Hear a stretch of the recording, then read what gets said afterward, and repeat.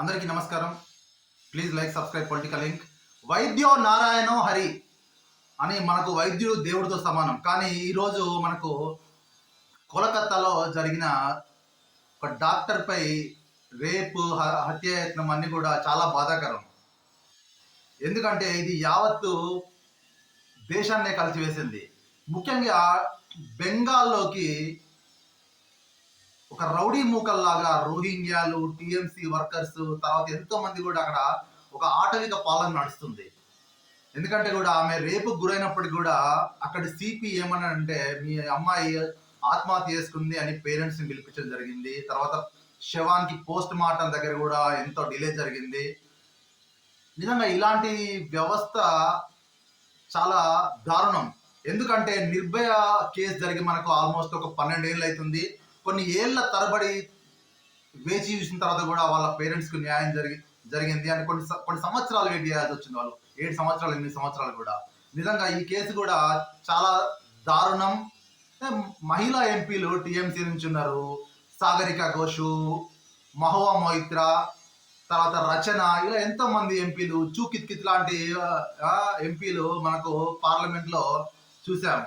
కానీ ఒక్కరు కూడా ఈరోజు దీదీకి భయపడి వాళ్ళొక్కరు కూడా మాట విప్పడం లేదు, ఒక మాట మాట్లాడడం లేదు. నిజంగా కూడా ఇది చాలా దారుణము.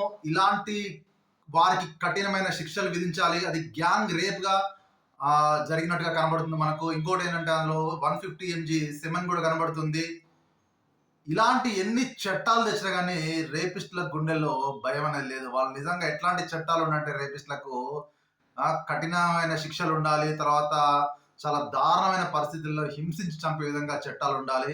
అప్పుడే ఈ దేశం బాగుపడుతుంది. నిజంగా కూడా దీనికి కారణాలు కూడా మనం ఎన్నో రకాలుగా ఉన్నాయి. విచ్చలవిడి ఫోన్ వీడియోస్, విచ్చలవిడిగా సర్వీస్ ఆపరేటర్లు కూడా ఫోన్ అలో చేయడము, డబ్బుల కోసమని వాళ్ళు కూడా ట్రాయ్ కూడా చూసినట్టు వదలడము, వీటిని ఇది చాలా బాధాకరం నిజంగా. ఎప్పుడైతే జస్టిస్ డిలేడ్ ఈజ్ జస్టిస్ డినేడ్ అంతే. ఎందుకంటే జస్టిస్ ఎప్పుడైతే డిలే అవుతుందో ఇంకా అక్కడ జస్టిస్ దొరకట్లేదు వాళ్ళ పేరెంట్స్ కూడా. నిజంగా తక్షణమే బెంగాల్లో రాష్ట్రపతి పాలన విధించాలి. ఎందుకంటే మనం సందేశ్ ఖాళీ లాంటి ఘటనలు కూడా ఎన్నో చూస్తాం బెంగాల్లో. అక్కడ ఏంటంటే ప్రజాస్వామ్యానికి చాలా తూట్లు పొడుస్తున్నారు. ముఖ్యంగా మమత చాలా మంది నుంచి కూడా బంగ్లాదేశ్ నుంచి కూడా అక్కడ చొరబడిని వాళ్ళ ఒక ఓటర్లుగా చూసి అక్కడ వాళ్ళతో ఓట్లు వేయించుకొని మళ్ళీ బంగ్లాదేశ్ తరలించడము. అక్కడ నిజంగా రాక్షస పాలన నడుస్తుంది బెంగాల్లో. ఇలా ఇప్పటికి కూడా దీది మౌనం వీడకపోవడం చాలా బాధాకరము. ఇంకొకటి ఏంటంటే చాలా చోట్ల కూడా జూనియర్ డాక్టర్లు అందరూ కూడా ఆ కోల్కత్తా ఘటనకు సంఘీభావంగా విధులు నిర్వర్తించడం లేదు. నిజంగా కూడా ఇది వీళ్ళలో మనకేంటంటే మంచి ఒక యూనిటీ కనబడుతుంది. కానీ ముఖ్యమైన విషయం ఏంటంటే మన చట్టాలు ఫస్ట్ మారాలి. మన కొత్త చట్టాలు మరి ఈ విధంగా రేపిస్టులకు ఏ విధంగా ఎంత తొందరలో మనకు న్యాయం జరుగుతుందో అభయ ఘటనలో మనం వేచి చూడాల్సిందే.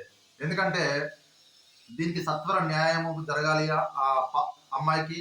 మరియు ఇంకొకటి ఏంటంటే ఇలాంటి వారికి రేపిస్టులకు కఠినమైన శిక్షలు పడాలి.